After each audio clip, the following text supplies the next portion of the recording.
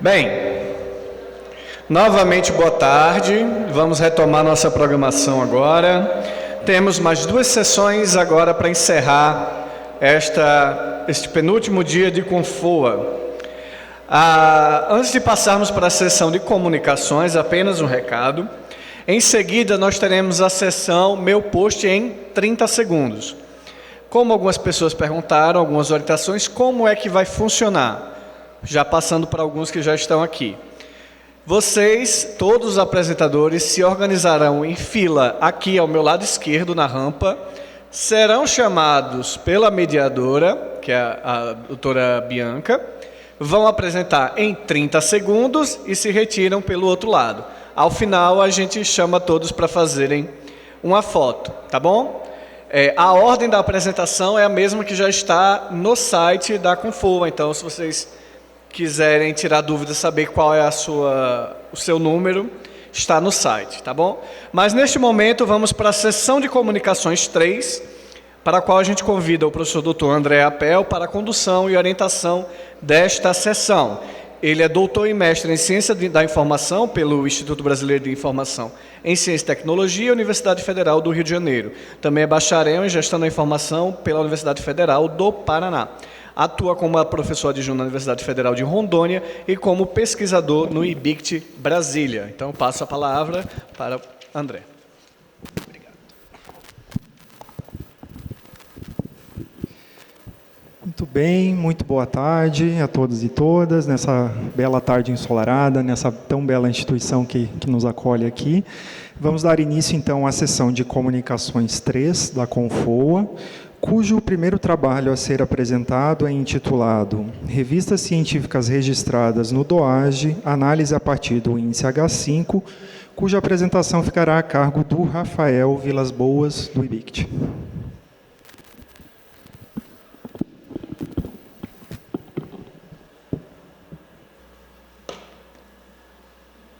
Sim. Boa tarde, gente. Bom, só dar um contexto geral aqui. Os índices de citação, como vocês sabem, né, se tornaram influentes num contexto de explosão informacional, né, foram aí disseminados por grandes empresas editoras, né, e eles têm aí o objetivo de medir o impacto da produção científica e se tornaram muito populares, influentes, né, dentro da comunicação científica, porque, apesar de é uma medida muito fácil de ser retirada e muito didática, né, muito fácil de você entender, né, uma revista que tem um índice determinado 14 e outra que tem 25, fica mais fácil de você selecionar determinada revista, né, num mundo em que existem diversas revistas de uma área, né.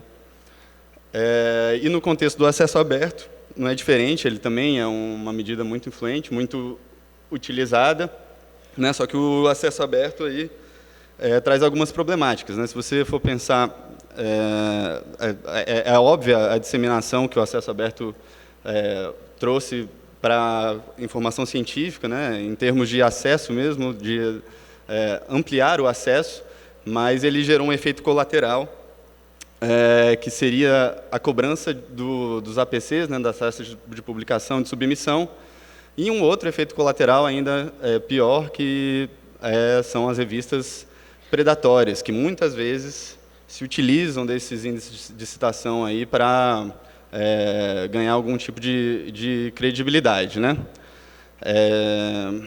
Passando para a próxima aqui. Bom, falando mais especificamente do índice H5, trazendo algumas vantagens aqui, pela que a literatura indica sobre ele, né? Ele é gratuito, né? E por ser obtido de maneira gratuita, ele é amplamente utilizado. Ele representa um número inteiro com 2 variáveis, né? Produtividade e impacto. E ele é considerado um indicador mais estável, né, do que outros, não varia bruscamente em função das publicações altamente citadas, né, dos outliers aí, o que faz com que ele seja visto como um indicador que estabelece um parâmetro médio, mas considerado mais justo muitas vezes. Mas tem ali suas críticas também, né? a possibilidade de manipulação por meio de autocitações, o favorecimento de pesquisadores com maior tempo de titulação, não considera a desigualdade de distribuição de citações entre diferentes áreas, né? Isso tem que ser feito por meio de pesquisa, né? O mecanismo de quantificação reflete mais a capacidade de revistas de publicar em grandes números de artigos e não servem como um instrumento para medir a qualidade científica da publicação, e apesar de ser comum que seja utilizado para esse meio, né?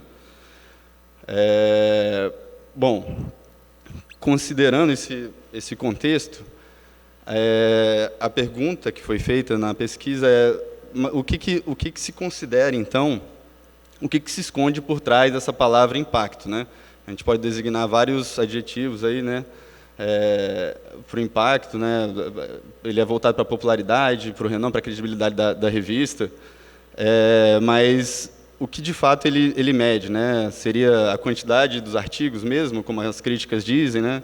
Seria a transparência dos processos de publicação, né? A capacidade de disseminação da revista, né?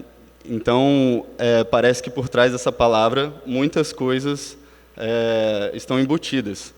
É claro que essa pesquisa não consegue responder tudo isso, ela é só um indício das possibilidades do que se pode fazer, né? A gente se voltou ali para duas variáveis bem gerais, inicialmente, é uma pesquisa inicial que visa ser aprofundada, que seria a relação do índice H5 com o PIB per capita das regiões que as revistas são publicadas e com o idioma de publicação.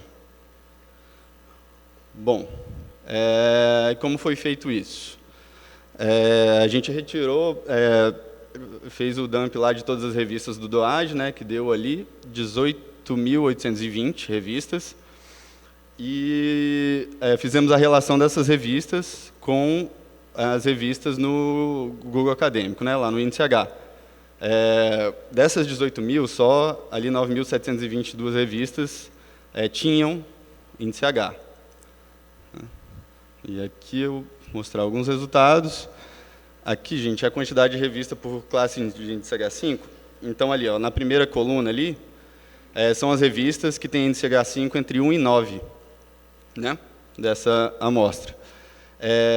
E ali, somando aquelas 4.000 revistas ali, dá mais ou menos 45% da amostra de revistas tem índice H5 entre 1 e 9. Na verdade, se você pegar entre índice H5 1 e 59, está 97% das revistas, né? Só 3% tem índice H ali de 60 para cima. Bom, aqui é uma relação entre o índice H5 e o PIB per capita das revistas publicadas nessas determinadas regiões, né? Está organizado ali por média de índice H5, então você pode ver ali as regiões que têm maior média de índice H5. A média total da amostra é 15,1, né? Então, essas que estão de azul estão acima da média e as que estão de branco estão abaixo da média. Como a gente pode ver, a América do Sul é o que tem o menor índice ali, né? Mas, em geral, existe uma relação entre o índice H5 e o PIB per capita dessas regiões. As únicas regiões que são diferentes é a Oceania, ali, né, que apesar de ter o maior PIB per capita, o índice H5 dela é o terceiro, né, e a África, que tem o menor PIB per capita, mas o índice H5 dela é mais alto do que a América Central, Europa Oriental e América do Sul. Bom, aqui é só uma distribuição de índice H5 percentual de revistas por cada classe, né? Então, você pode ver que as regiões que têm menos, que têm índice H5 em média menor, né? Elas geralmente estão distribuídas ali na primeira classe. Então, você pegar a América do Sul ali e Europa Oriental, elas têm quase 60% das revistas com índice H5 entre 1 e 9. Né? E América do Norte, Europa Oriental e Oceania é mais distribuído, né? Então, a primeira classe tem por volta de 30%, na Oceania 19% ali. Bom, esse aqui deu uma correlação muito mais óbvia, né? A relação do índice H com o idioma de publicação. A gente separou ali em 4 classes, né? Revistas que publicam apenas em inglês, revistas que publicam em inglês e em mais de um idioma, apenas um idioma sem inglês e mais de um idioma sem inglês, né? Então, essas que publicam apenas em inglês, o índice H5 é mais que o dobro ali, né, das outras. E a diferença nas outras classes é bem pequena. Aqui separando essa relação dos idiomas pelas regiões, né? E aqui novamente a diferença é a Oceania ali, né? Que ela tem 93% das revistas publicam só em inglês, e mesmo assim ela não tem um índice H5 mais alto, né, das regiões. E a África, né, que quase 70% das revistas publicam apenas em inglês. Talvez isso explique aí por que o índice dela é relativamente maior do que outras regiões. Bom, as considerações finais. Eu sei que esse trabalho ainda ele é inicial, né, uma primeira visão, então ele é bem abrangente, né? A gente, na verdade, teria que verificar a relação do índice H5 com as formas de financiamento, né? O quanto a revista recebe de financiamento, talvez pelo próprio APC, né? E verificar se existe uma correlação direta entre o tamanho do índice H5 com o financiamento. E em relação aos idiomas, seria interessante ver não o que a revista põe na sua política, né? Mas, de fato, em quais idiomas ela publica, porque daí talvez fique mais com um gradiente mais interessante do que aquelas 4 classes que a gente colocou ali. Mas, de qualquer forma, a gente conseguiu mostrar indícios, né, que o índice H5 parece realmente favorecer aquelas revistas que estão em países mais ricos e aquelas revistas que publicam em inglês, né? Tem mais um. É sempre bom lembrar, né, que o índice H5 não tem a capacidade de medir a qualidade da revista, né, a qualidade científica, então ele não faz nenhum tipo de avaliação relacionada à avaliação por pares, ou exogeneidade, ou comprovação de especialização das pessoas que estão avaliando determinada revista. É um índice puramente voltado para a citação, né? E então, assim, para mim parece que nesse contexto, dentro da ciência aberta, existe a questão dos índices de citação de forma geral, eles estão em disputa, né? Porque é claro, você pega lá a declaração da Unesco, ela desencoraja a utilização de índices de citação no contexto das revistas, mas, ao mesmo tempo, a gente vê, né, plataformas como o Cielo que incentivam. Então, qual seria a posição da ciência aberta em relação à utilização desses índices no contexto das revistas, né? Parece para mim que tem 2 vertentes aí que estão mais fortes, ou eles seriam utilizados com filtro, né?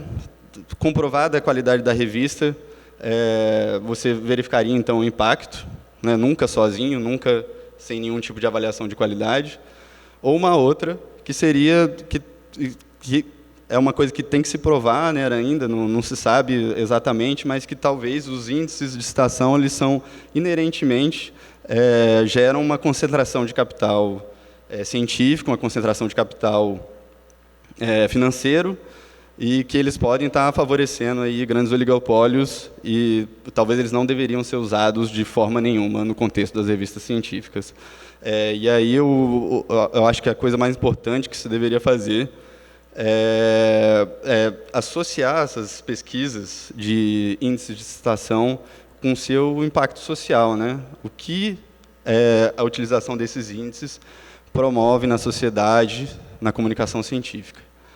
Então, acho que é isso que a gente vai tentar fazer de agora em diante, né? Eu posso, inclusive, passar esses dados para vocês, se vocês quiserem. Você quer? Eu passo. E a gente também tem as nossas pesquisas para desenvolver em relação a esses dados. Bom, seria isso. Essas são as referências, aqui os autores, e obrigado.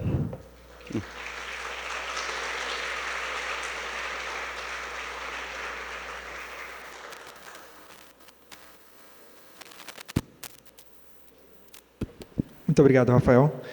O próximo trabalho dessa sessão é intitulado Mapeando controvérsia de cobrança de taxas de processamento de artigos, Article Processing Charges, APC, por acesso aberto, cuja apresentação ficará a cargo de Carolina Dias, da UFRJ. Com a palavra, Carolina. Eita, meu avô. Boa tarde a todos. Obrigada, André. Parabéns. Eu vou querer os dados, mas eu quero metadados de origem, para aprender a fazer também. Como é que passa aqui? É o de baixo? Está dando para ouvir bem? Agora sim. Bom, boa tarde. Eu sou Carolina, da UFRJ. Esse trabalho foi elaborado em conjunto com a Ana Paula, da Fiocruz Biomanguinhos, a Dani, do Instituto Federal de Brasília, e a Débora Menezes, que não pôde estar aqui presente. A Dani e a Ana Paula estão aí na plateia.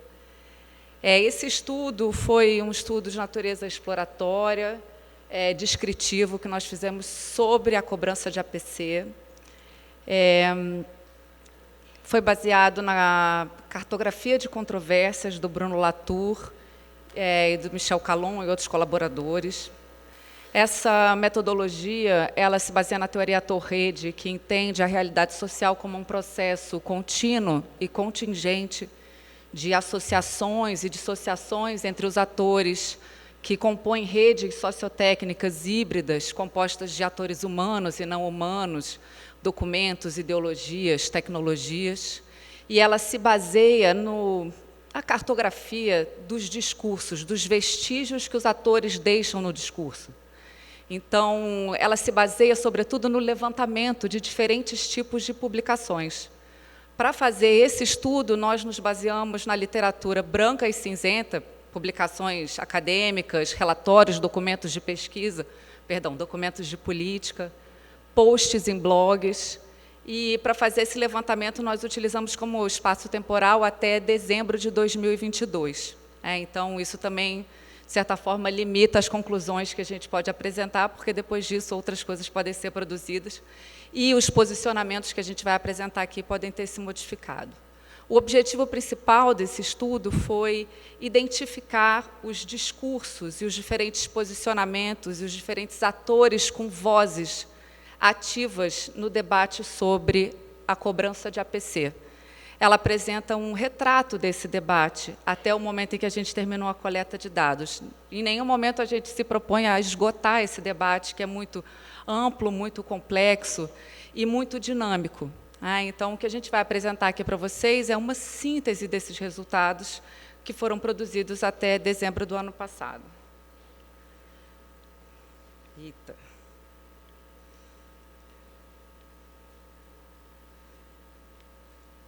Tá difícil, hein?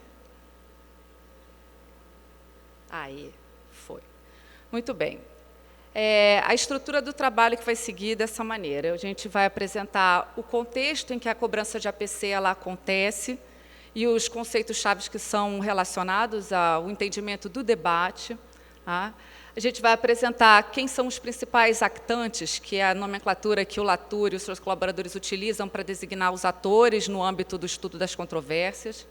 A gente agrupou esses atores, são 8 tipos que a gente identificou, os principais atores, não são todos.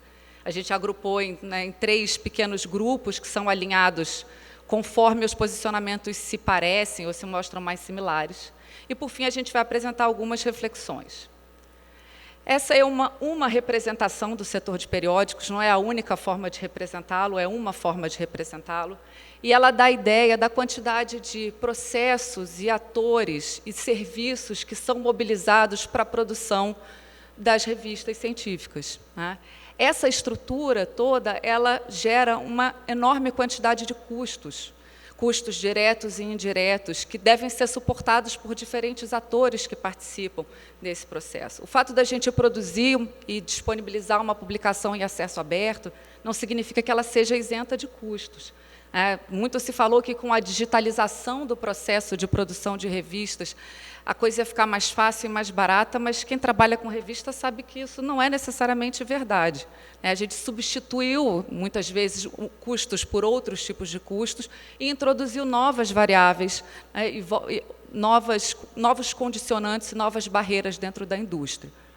Então, a cobrança de APC, das taxas de processamento, ela se oferece como uma forma de geração de receitas para remunerar essa estrutura de custos. Ela normalmente aparece vinculada ou associada a um modelo que se convencionou chamar de modelo dourado, em que a produção científica que gera a cobrança de taxa, ela é colocada em acesso aberto de forma imediata, sem embargo, mas ela também aparece associada à cobrança de assinaturas, num modelo que se convencionou chamar de híbrido, e que também é suscetível a diferentes tipos de críticas e ponderações. Quem é que paga o APC hoje em dia? E como é que essa cobrança é feita? Ela pode ser cobrada no varejo ou no atacado.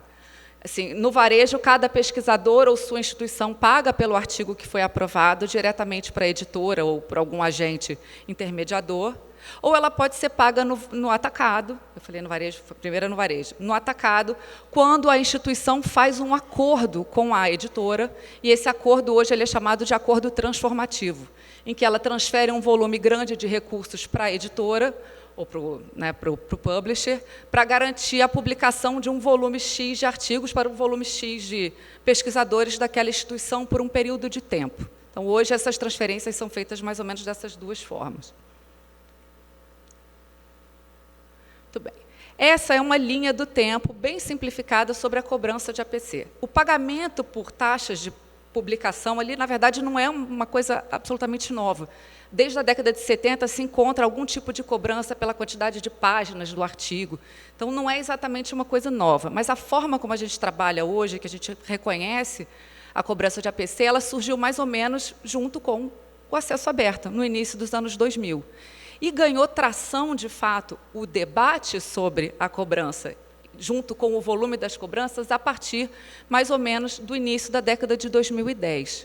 Então, a gente viu, assim, em 2004, 2002, 2004, registram-se as primeiras grandes editoras cobrando APC, atribui-se à Biomed o início da cobrança no formato atual.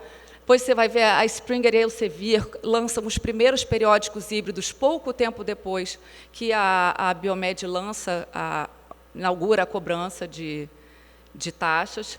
À medida que vai avançando a primeira década dos anos 2000, mais editoras vão aderindo a esse modelo, e essa adesão a gente pode ser lida, até hoje o professor Sigmar, na fala dele, chamou atenção a isso, como a indústria ela é sempre mais rápida do que a política pública nesse aspecto. As editoras começaram a aderir porque, provavelmente, é muito mais rentável, sabe, você cobrar APC do que cobrar assinaturas, e hoje há inúmeros estudos que mostram isso, que analisam o faturamento, as curvas de faturamento das indústrias editoriais e mostram isso, como o APC ele se mostrou um modelo de negócio bastante rentável e, por isso, ele vem atraindo, isso acontece, sobretudo, no final da década de 2010 e ganha bastante tração entre 2010 e 2015, uma massa de editoras migrando para esse modelo e abandonando o modelo de assinaturas ou cobrando as duas coisas ao mesmo tempo, gerando uma série de críticas. Existe todo um debate sobre chama-se double dipping, que é quando as editoras cobram duas vezes pelo mesmo produto. Tá? E essa migração em massa das editoras para o modelo de APC, ela ocasionou uma inflação de custos de APC. Ao contrário do que poderia se esperar, que, nossa, agora todo mundo faz, o preço vai baixar. Não, como é muito rentável, o que aconteceu é que se viu um aumento expressivo do valor cobrado pelos APCs, e isso gerou uma forte reação na comunidade acadêmica. Não só na comunidade acadêmica, mas também suscitou uma forte reação por parte das agências de fomento. Tá? E aí a gente verifica que, a partir mais ou menos de 2015, entre 2015 e 2022, que foi o período da pesquisa, há um intenso debate público sobre a pertinência ou não da cobrança, qual é o modelo de negócio mais apropriado e como as agências de fomento podem agir, ou vêm tentando agir, para conter o avanço dos preços, dar maior transparência e previsibilidade nessa cobrança, com forte reação da indústria. Tá? E é uma coisa importante da gente ver, olhando isso do ponto de vista da estrutura da indústria de periódicos, é que as editoras comerciais elas exercem um peso enorme dentro do setor, e elas utilizam desse poder para cooptar os pesquisadores e as sociedades científicas em prol da sua própria agenda. E isso vai aparecer muito no discurso dos pesquisadores e das sociedades científicas, nos movimentos de resistência e apoio à cobrança de APC.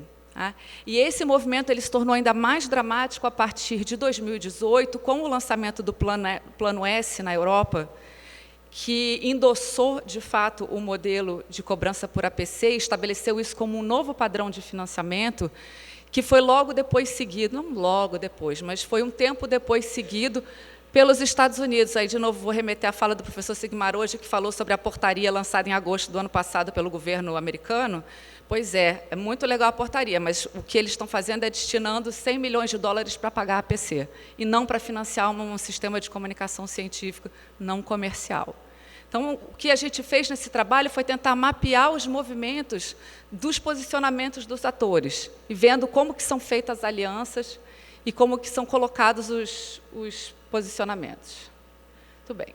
Essa é uma representação visual dos 8 principais atores que nós identificamos.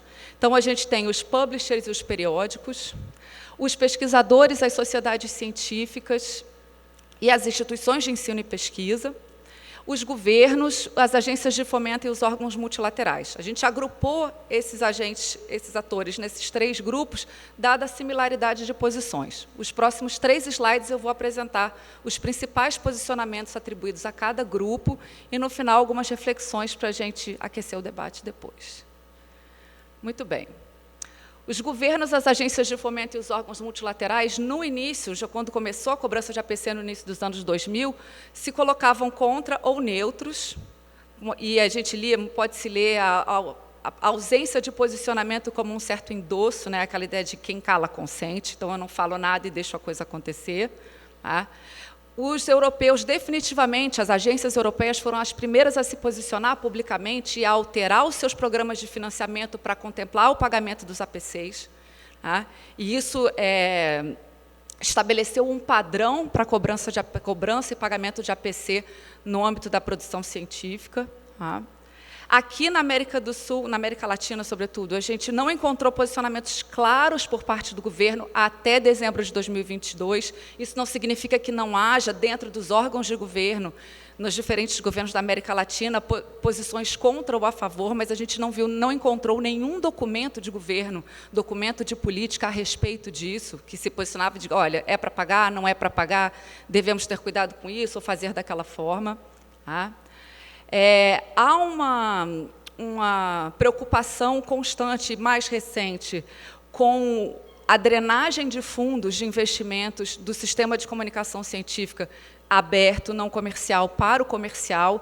Esse risco, esse receio, essa ameaça, ela vai se replicar em diversos discursos de diversos atores, sobretudo nos pesquisadores e nas instituições de ensino e pesquisa, isso vai aparecer depois. Até só voltar ali. Recentemente, depois que a gente terminou essa pesquisa, a CAPES convocou a CAPES está agora se mobilizando para aderir, né, para se movimentar. Eita, 2 minutos? Estou ferrado. Volta. Tá bom. Tá. Com relação aos publishers, o que a gente viu esse é um posicionamento que se reflete tanto em relação aos publishers, aos periódicos, quanto aos pesquisadores e às instituições de ensino e pesquisa e sociedade. Há uma clara divergência de posicionamentos abertos públicos entre as áreas do conhecimento e entre a posição global da geografia dos atores. Então, geralmente, editores, publishers, sociedades e pesquisadores das áreas STEM, as áreas de ciência, tecnologia, e biomédicas, eles são a favor da cobrança de APC, e as da área de ciências sociais e humanas costumam ser contra. Obviamente que isso não é uma coisa monolítica e homogênea, mas é uma tendência que a gente verificou no levantamento. Da mesma forma, há uma tendência entre os atores do Sul global se colocarem contra a cobrança de APC, enquanto que os atores do Norte global se colocam mais a favor do APC. Também não significa que não haja gente, por exemplo, no Brasil, que seja a favor. Existe uma manifestação de um editor de química, por exemplo, que acha um absurdo demonizarem o APC. Essa é então, não é uma coisa monolítica, a gente encontra de tudo um pouco. Tá? No caso dos... Eita, tá? A principal ameaça, a principal crítica que se faz entre os que são contra o APC, a cobrança de APC, é que esse modelo comercial ele drena recursos do sistema de comunicação científica. Então, em vez de fortalecer a estrutura aberta, você está, mais uma vez, operando uma transferência de renda para a indústria, diretamente. Ou seja, então, é o mesmo debate que a gente está tendo há 30 anos, gente, desde a crise dos periódicos, que, mais uma vez, o modelo de negócio vigente, hegemônico, favorece as editoras comerciais e transfere recursos da academia direto, recursos públicos diretos para a indústria. Do outro lado, a defesa do APC é uma defesa da sustentabilidade financeira dos periódicos. Hoje, de novo, no workshop mais cedo, alguém perguntou como que a gente faz para agilizar a avaliação por pares, e se falou sobre o pagamento dos avaliadores. Como que você paga os avaliadores? Da onde sai o dinheiro? Então, a cobrança de APC não deixa de ser uma forma legítima de gerar receitas para remunerar uma estrutura. Então, a grande questão é como que você remunera uma estrutura de custos que é grande. A gente não tem a resposta de $1 milhão. Então, o que a gente buscou aqui foi mostrar as diferentes vozes e os diferentes argumentos, mas é um estudo com limitações. Seria interessante conseguir expandir para mais lugares, trazer literatura de outras línguas. A gente só trabalhou com português, inglês e espanhol. É isso, desculpa ficar acelerando no final, porque eu falei demais. Obrigada.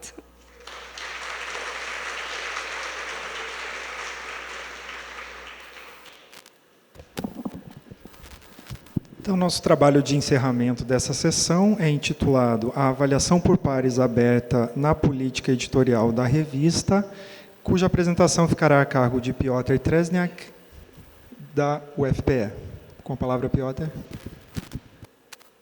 Obrigado, André. Obrigado a todos que estão aqui, todas, queridos, queridas. Eu ia roubar 2 slides de outra apresentação do Pedro Príncipe ali, dizendo que esse é um trabalho em andamento e que tem um forte caráter pedagógico. Então, vamos lá. Eu vou falar de uma coisa diferente, que não foi até muito abordada até agora, que é a revisão por pares aberta na política editorial de uma revista, métricas, porque é mais de uma, e ferramenta, porque uma ferramenta só serve para tudo isso. Então, esse trabalho o que é? Então, a gente vai apresentar métricas para situar a presença da avaliação por pares aberta na política editorial de uma revista científica e uma ferramenta para apurá-las, né, via planilha eletrônica. Não estou usando nenhum software muito chique, além do Google Sheets.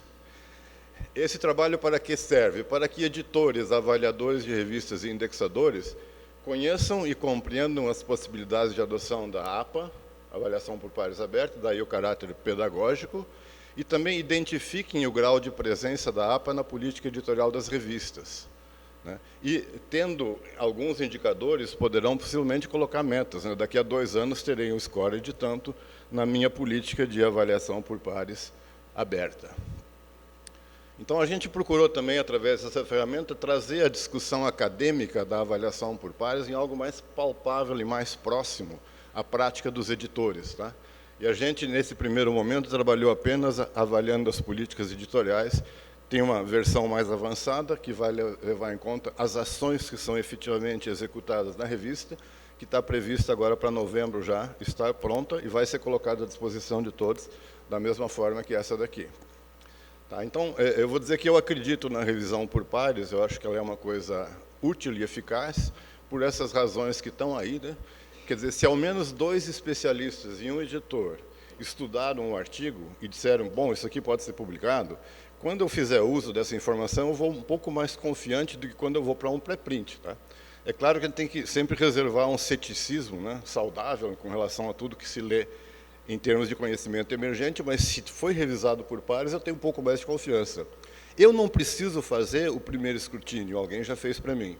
Então, vocês pensam o seguinte, né? Se todos os pesquisadores que vão usar um artigo têm que fazer o escrutínio inicial, tá? Vai colocar uma demanda muito maior sobre a comunidade científica do que se 3 pessoas apenas fizerem isso, né? O editor e os 2 revisores. Tá?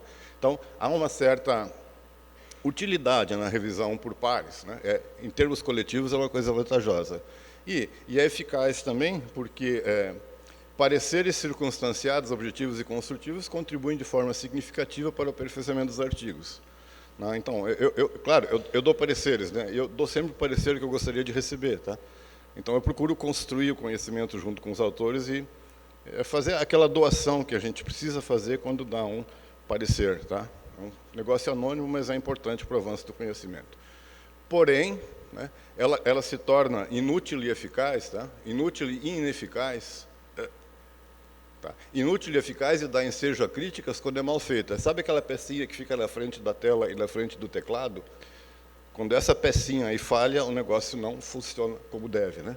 Porque pareceres superficiais, apressados, irresponsáveis, eu queria tanto adjetivo para xingar que eu botei mais 2 no fim, tá? Impertinentes e sem mérito, tá? De nada servem, né? Porque não são capazes de levar a qualidade final do artigo, né? E a outra coisa, né? Pareceres grosseiros, arrogantes, mesmo quando fazem sentido, tá? Levam o quê? Levam o autor mais a dar uma resposta desaforada para o sujeito do que propriamente melhorar o artigo, que o parecer deveria estar induzindo, né? Então tá. Então, a avaliação por pares aberta resolve em parte esses problemas aí, tá? Não vai resolver, mas vai amenizar pelo menos alguns deles. Por exemplo, os pareceristas saberem que seus nomes e o teor de seus pareceres serão dados a público. Tá? Bom, primeiro favorece a polidez, né? Porque o cara não vai ser xingado, não vai publicamente dizer que é mal educado. Ele favorece a responsabilidade pela elaboração e, consequentemente, a pertinência do conteúdo, né? Porque isso vai ser divulgado. Ele amplia a transparência na construção do conhecimento, que é uma das coisas que a Unesco quer. E ele também evita, esse é um ponto importante, é levantado pela Lilian Caló, né? Pelo menos eu ouvi dela, tá? Evita a perda de um trabalho minucioso de elaboração de pareceres, permitindo seu reconhecimento e, possivelmente, no futuro, assim seja, sua consideração como produção científica em avaliações, tá? Que é outro ponto da Unesco. Tá? Então, a gente acha que tem uma série de vantagens em fazer isso, né? E aí entra, então, agora a parte pedagógica. Tá? O que é anônimo na avaliação por pares tradicional? Bom, a identidade dos envolvidos, né? Os documentos, que é todo o diálogo de suporte até a decisão, né? Os pareceres e as respostas dos autores, esse diálogo todo aí, e os relatórios finais do editor, dizendo se a coisa vai ser aceita ou não e por quê. Né? Então, isso é o que é anônimo, portanto, é o que pode ser aberto. Tá? Quais são as possibilidades de abertura que eu tenho? Então, aí que entra, né, a parte pedagógica. Tá? Se eu sou um editor e diz, bom, eu quero fazer avaliação por pares, então o que eu posso abrir? Você pode abrir para quem? Abrir a quem? Só para os envolvidos, né, autores, revisores, editores, ou para o público em geral? Abrir o quê? Né? A identidade, o diálogo entre os revisores e os autores, ou o relatório final, ou tudo. Né? Abrir quando? Tá? Já durante o processo editorial ou só quando ele estiver concluído? Tá? Abrir para quais submissões? Só as aprovadas ou todas? Então, você vê que tem um elenco aí, né, de possibilidades, tá? Que, se você combinar, você pode conseguir mais de 150 possibilidades. Tá? Porque, veja, lá em cima, né, abrir para quem? Editor, autor, revisor e público são 4. Tá? Aqui, nas identidades que eu marquei, você tem 7. Você pode abrir só a identidade, só o diálogo, só o relatório, pode abrir todos, ou pode abrir pares, né? Eu vou abrir identidade e relatório, vou abrir identidade e diálogo. Então, são 7 possibilidades. Eu fiz uma continha ali embaixo, né? 4 em cima. 4 em cima, 7. 3 no terceiro item e 2, dá 168. Tá? Você tem 168 chances de abrir a tua revisão por pares. Você não vai usar nenhuma delas. Nenhuma. Algumas podem ser redundantes e tal, né? Mas você vê que o montante de possibilidades é realmente grande. Tá? Então, né, nessa diversidade, né, das mais de 168, cabe aos editores optarem, né, pelo grau de abertura que é mais condizente com aquilo em que eles acreditam, que eles sentem, com o seu estilo de construir o conhecimento de qualidade e, naturalmente, a cultura da área do conhecimento. Tá? Então, estamos conversados aí com a parte pedagógica. Tá? Eu acho que a gente pode começar a falar da ferramenta. Então, aquelas 168 possibilidades, tá, a gente conseguiu dar uma condensada. Né? Então, vamos lá. A gente criou 4 tipos de score, na verdade até 5. Tá? Um score de inclusão de ações da política editorial. Lembra que eu não estou ainda falando do que a revista faz, mas do que ela se compromete a fazer na política. Tá? Então, 25 pontos para índice de inclusão e depois um índice de transparência. Qual é a transparência da utilização da revisão por pares perante o editor da submissão, os autores, os revisores? Tá? E essas pontuações aí foram condensadas, né, em 7 grandes itens, tá? Eu olho 7 grandes itens para poder cobrir as 168 combinações. Isso requereu um pouco de esforço, tá? Eu queria só falar ali sobre o editor da submissão, né? Em muitas revistas que não tem muitas submissões, o editor é o próprio editor geral, tá?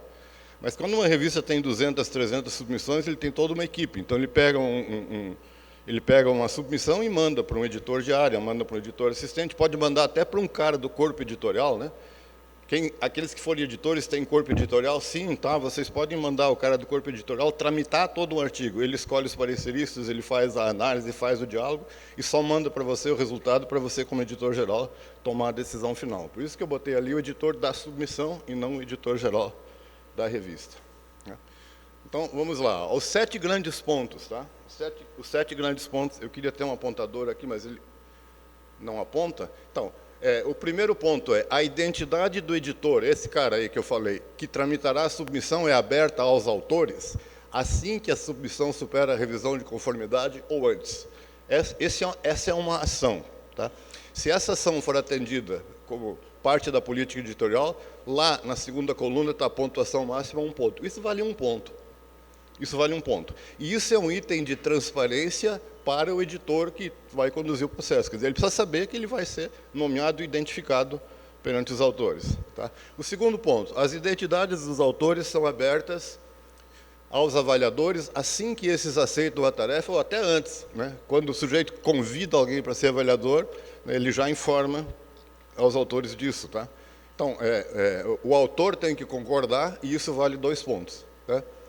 No item 3, né, as identidades dos avaliadores são abertas aos autores. Isso é importante em termos de transparência para os avaliadores e vale até 4 pontos, dependendo do momento em que é feito. E assim vai, tá? Até você chegar no item 7, né, que é os pareceres e todas as mensagens trocadas entre o editor, os avaliadores e os autores são publicados juntamente com o artigo. Então, isso é uma abertura ampla, total e restrita, né? Portanto, vale 10 pontos.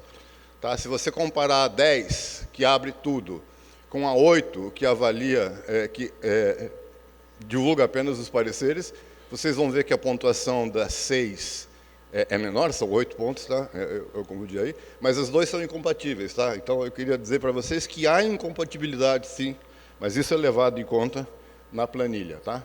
A planilha está nesse endereço aí, com acesso público, quem quiser entrar lá, entra, usa. Só que tem que fazer uma cópia, tá? Porque, claro, né, ela está protegidinha. Né? Então, eu vou mostrar umas partes dela. Ó, ali embaixo, só embaixo ali, olha ali, instruções. Tá? Então, a própria planilha tem aí um manualzinho básico, tá? Que não é para a gente ler agora, não, é só para vocês saberem que tem. Tá aí. A cara dela é mais ou menos essa, tá ali eu, tá ali o Luciano. Tá? Então, tem esse aspecto aqui, vocês estão vendo que logo aqui embaixo, na parte verde, o score de inclusão e os scores de transparência. Tá? Ali tem um espaço para você colocar o nome da revista. Né? E aí você vai para a parte de atribuição de pontos, que é essa parte aqui. Tá? Essa é a estrutura. Né? Vocês têm lá os quadradinhos amarelos, onde você vai colocar a marca de que aquilo que está escrito lá, né, vamos pegar a primeira lá de cima, a identidade do autor que tramitará a submissão é aberta aos autores assim que a submissão supera a revisão de conformidade ou antes. Se colocar um X lá, imediatamente vai aparecer a pontuação correspondente naquele quadrinho azul ao lado. Tá? Aqui você está vendo a coisa em ação, está vendo? Eu marquei o X ali, apareceu um ponto na primeira linha. Né, eu marquei um X na outra linha, apareceu ali as identidades dos autores serão abertas aos avaliadores. Aí na terceira linha eu botei um F, né? Mas como eu sou um programador muito chato, eu quero o X. Tá? Então eu escrevi ali, por favor, põe um X. Tá? Então tem essas mensagenzinhas eventuais aí de estabelecer alguma correção. Aqui eu estou dando um exemplo da planilha, né, preenchida na parte 1, né, ações adotadas pela revista Conselhos da Política Editorial, com todos os campos possíveis preenchidos, né, dando um total lá em cima de 24 do score de inclusão, que é 100%. Tá? Então, essa revista abre o máximo possível, tá? A sua revisão por pares, o que você pode aferir usando aí as nossas marcações. Tá? Aqui eu estou mostrando uma redução, tá? É a mesma revista, só que eu estou na parte 2, na seção 2. A seção 2 é só de transparência. Tá? E essa transparência aí é a transferência com relação aos avaliadores, né? O que os avaliadores, ou do que os avaliadores são informados na política editorial. Então tá, os itens de seleção são os mesmos para as ações. Então, ou aquela informação apenas está na política editorial, ou ela está na política e também no momento em que a pessoa aceita avaliar, ela tem que confirmar, né? Ou então consta na política, mas a pessoa pode dizer se aceita aquela abertura ou declina dela. Então tá, então eu mostrei duas coisas. Primeiro que ali eu fui preenchendo e deu 8 pontos, né? Perante os avaliadores, terceira linha aqui do lado direito, deu 8 pontos, que é a soma, né? 2 lá, mais 3 e mais 3, tá? Acumulou aquele score. Isso aí conta no score global, se você preencher os outros campos. O score de inclusão, que era 100%, caiu. Sabe por que caiu? Porque aqui ele colocou em um campo lá que precisa ser autorizada. Então, se é uma coisa que depende, eu não tenho assegurado que aquilo vai acontecer todas as vezes, tá? Então, o score de abertura cai um pouquinho, em função disso, de 100% baixou para 90%. Tá? Outra coisa que a gente tem são certas travas, né? Lá em cima, no 7, tá? Está escrito incompatível, e aqui embaixo também está escrito incompatível, porque ali diz assim: os pareceres e todas as mensagens trocadas com o editor, avaliador e autor são publicadas juntamente com o artigo. Bom, se ele não marca aquilo, como é que ele pode dizer aqui embaixo que consta na política editorial e reiterados avaliadores? Ele não faz isso, né? Então há uma incompatibilidade entre selecionar embaixo e não selecionar em cima. Então a planilha tem essas travas aí, tá? De incompatibilidade, para evitar que as coisas fiquem redundantes. Tá? Então, a gente pode fazer um pouco mais, talvez, né? Já tem revistas que aceitam comentários de pré-prints como parte da revisão por pares, isso não está incluído ainda. A gente pode botar um índice de transparência em relação ao público, a gente não tem, a gente tem só em relação aos atores diretamente envolvidos no processo. E a gente encerra por aqui exatamente 15 minutos e 2 segundos depois de começar. Obrigado, gente.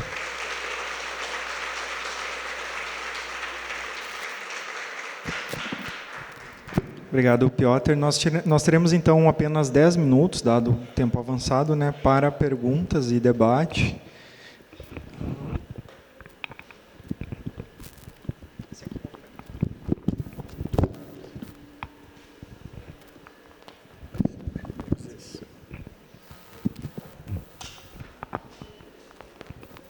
Vamos lá. Viviane.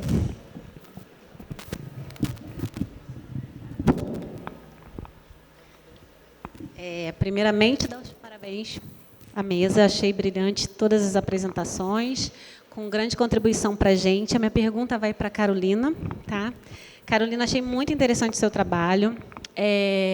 Acho que você trouxe algumas reflexões importantes que nós precisamos pensar sobre a questão dos APCs. A gente tem feito isso lá na Fiocruz, a gente tem feito um trabalho de estudo, né, de quanto a gente já tem realmente pago de APCs com os nossos pesquisadores. E mês que vem a gente deve ter um evento que a gente vai estar divulgando alguns dados sobre isso.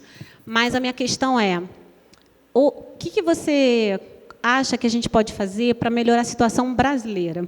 Porque hoje no Brasil a gente está com uma situação em que a gente teve agora esse ano um acordo que o portal de periódicos da CAPES fez, com um acordo de transformativos.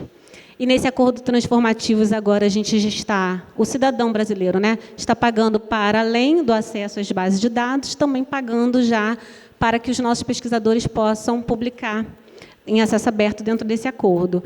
É um valor que a gente já paga muito mais, então um estudo feito pela própria CAPES mostra que a gente já pagava um valor para além desse, e agora com esse acordo vamos dizer que a gente vai fazer um acordo para pagar um pouquinho menos.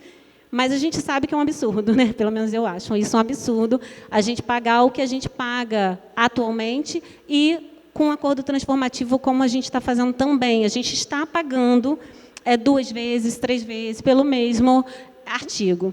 O que você, dentro do seu estudo, vê como possibilidade da gente mudar uma situação? Hoje a gente está enxugando gelo. Acordos transformativos é tentar minimizar um problema, mas como a gente consegue fazer uma transferência de recurso, né, para que, de fato, a gente possa apoiar a Via Verde, para que a gente possa apoiar o acesso aberto, para que a gente possa apoiar também os periódicos das universidades, das instituições públicas, para que eles possam ter esses periódicos de acesso aberto e a gente ter, de fato, uma perspectiva futura melhor de ampliação do acesso e não de restrição de acesso para países que têm recurso. Pode ter acesso e quem não tem, não tem acesso. Obrigada. Oi, Viviane. Nossa, obrigada pela pergunta e a resposta de $1 milhão. Assim, se eu souber, eu vou ganhar na loteria. Eu acho que tem duas coisas aí. A primeira é os nossos pesquisadores precisam publicar e eles precisam publicar. Eles vão buscar publicar nas revistas de maior impacto ou repercussão nas suas áreas, e elas nem sempre são nacionais. Então, se os europeus continuarem cobrando APC nas suas revistas, ou os americanos, não há nada que nós aqui possamos fazer, além de tentar exercer pressão política, que é o que muitas instituições e muitos grupos aqui na América Latina, posso citar o Amélica, por exemplo, que é o grupo liderado pela Universidade do México, a Colômbia, o pessoal da Claxo, que busca fazer pressão, sabe, sobre as agências de fomento europeias, sobretudo, para que haja uma mudança na mentalidade. Na verdade, eu acho que precisa haver uma mudança de mentalidade. Da nossa parte, eu acho que é necessário fazer barulho e fazer pressão política. E, internamente, eu acho que assim, não existe uma política de financiamento ao sistema de comunicação científico no Brasil. O que existe, sabe, é uma política de financiamento da publicação lá fora. Já houve um programa, antes de haver o portal de periódicos, havia um programa da CAPES, que era o PAAP, que fazia o financiamento direto às revistas. Esse programa foi interrompido. E hoje, eu sou editora de uma revista. Como é que a revista se financia? Quem paga é a universidade, que tira dinheiro, sabe-se lá de onde, desvia recursos de outras rubricas. O programa de pós-graduação, com o dinheiro do PROEX, também utiliza para financiar, mas não há um financiamento, não há linhas de financiamento que atendam à demanda das revistas. E o edital do CNPq, desculpa, o último edital, a gente pediu 90 mil para fazer um programa de ciência aberta na minha revista, a gente ganhou R$11 mil. 11. O que eu faço com R$11 mil? A gente não vai nem gastar, a gente vai devolver, porque eu não tenho como implementar um projeto com metas com R$11 mil. Isso é um escárnio do CNPq com as revistas, eu acho. Assim. Então, acho que é preciso ter uma política de valorização das revistas. Isso passa, por exemplo, hoje que foi debatido no workshop mais cedo, a valorização do trabalho do parecerista, sabe? Você tem que ter a valorização do trabalho do editor.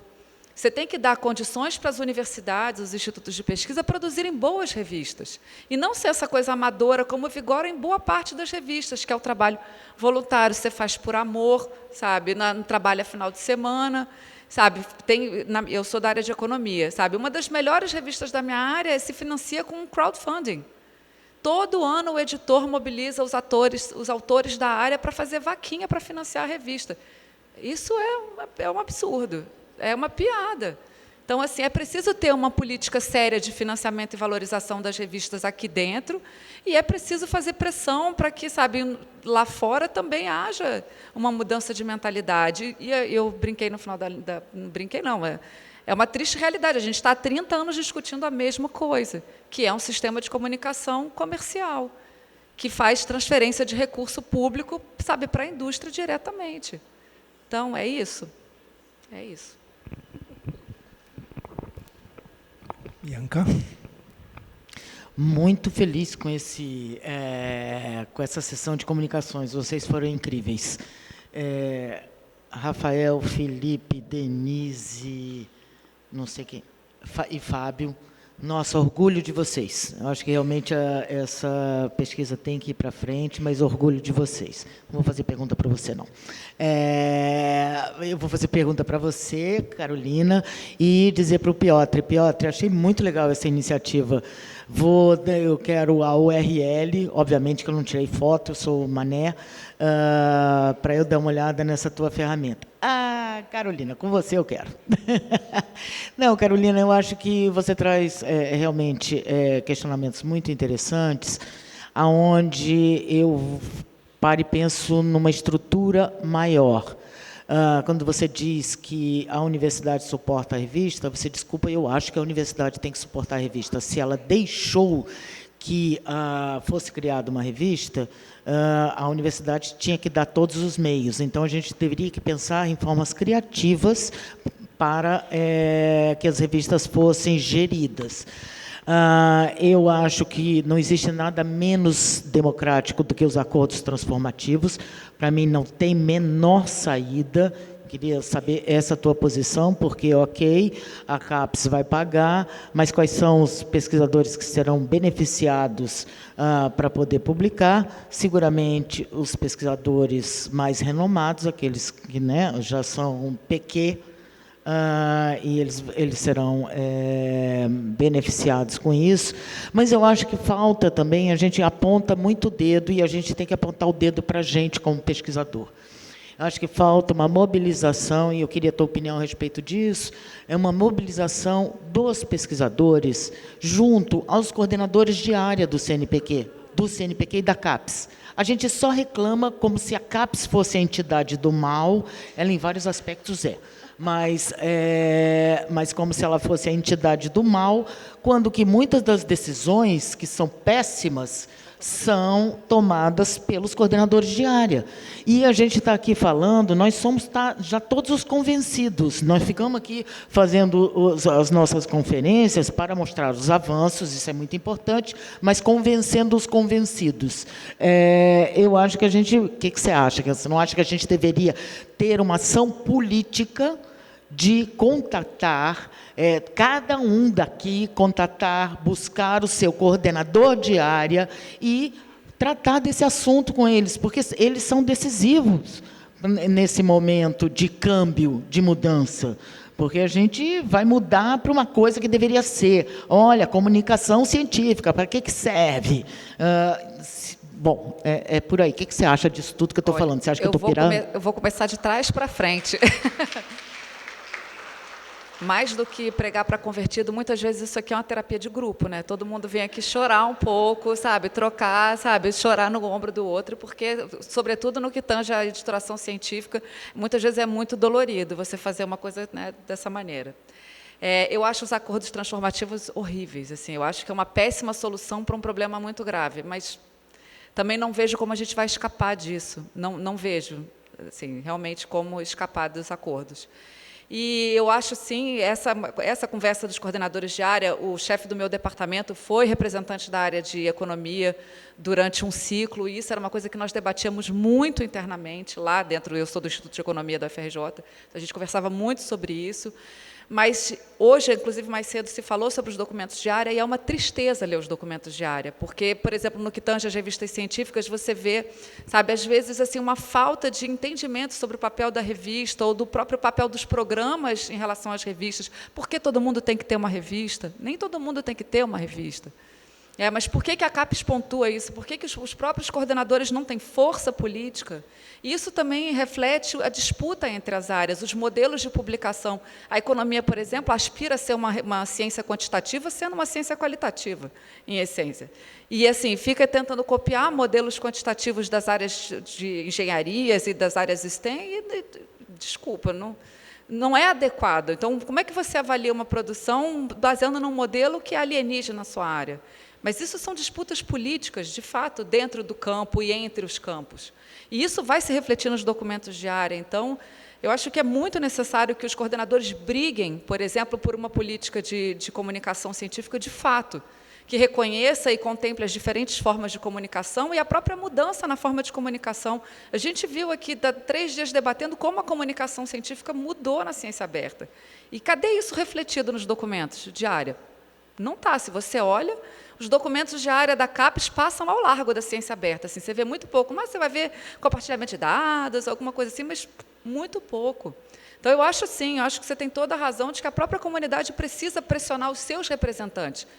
Mas aí também a gente vai fazer um comentário, porque se a sociedade brasileira é fraca nisso, né? A gente tem muita dificuldade de cobrar os representantes, parece que você elege o cara e está lá, e ele faz, e você não tem nada a ver com você. O problema não é meu, mas o problema é de todo mundo.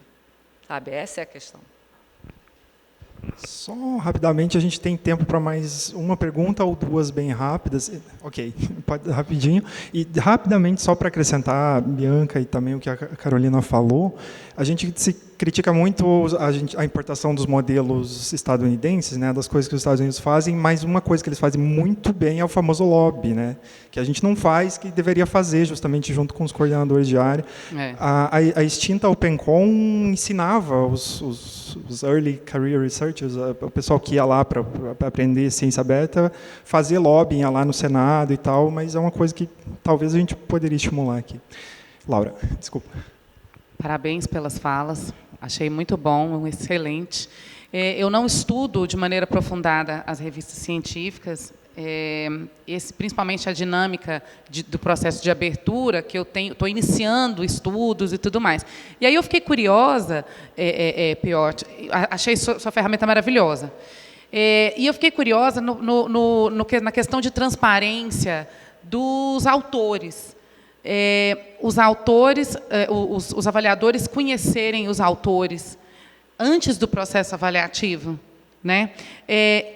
Essa decisão, ela não seria algo que poderia, de repente, favorecer conflitos de interesses que são questionados, que esse processo, enfim, né, avaliativo e tudo mais, como leiga, tá? Obrigada. Então, eu acho que isso faz parte do risco calculado.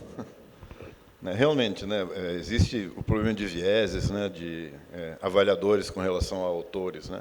Eu acho que isso tem que ser levado em conta na escolha desses avaliadores.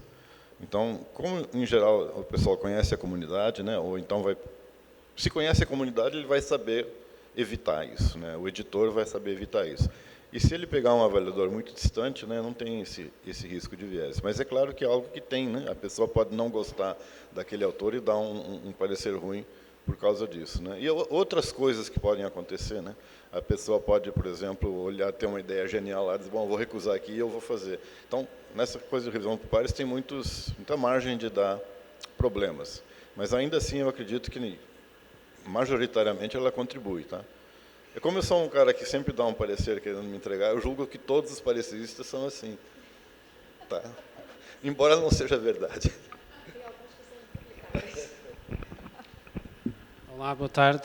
João Mendes Moreira, sou diretor da área de conhecimento científico da Fundação para a Ciência e Tecnologia de Portugal e sou o representante do grupo técnico da coligação S, que gera o Plano S, e, portanto, achei que devia partilhar, por um lado, aquilo que é discutido no grupo e, por outro lado, a experiência de Portugal na adoção do Plano S. Então, eu posso dizer com alguma segurança que nenhum dos peritos que está no grupo acredita que os acordos transformativos são a solução.